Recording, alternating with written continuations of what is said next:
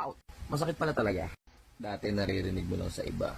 Nandito ka sa gusto mong kalagyan pero wala sila. Kesyo iniwan ka o ikaw ang nang hindi pala masaya pag may lumilisan. Things change and so do we. Ang dati kong binabanggit.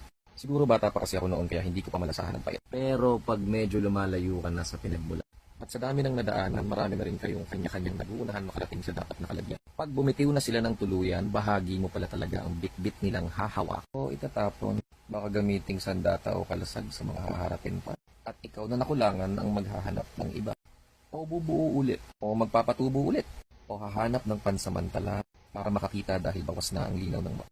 Para makadama dahil manhid na ang katawang nabugbog sa kakainda. Para makahanap ng susunod na destinasyon mong pupuntahan dahil ang puso at kaluluwa mo ay lito na. Dahan-dahan, dahan-dahan. Ibabangon mo ang mga natitira mong piraso hanggang sa muling ganap.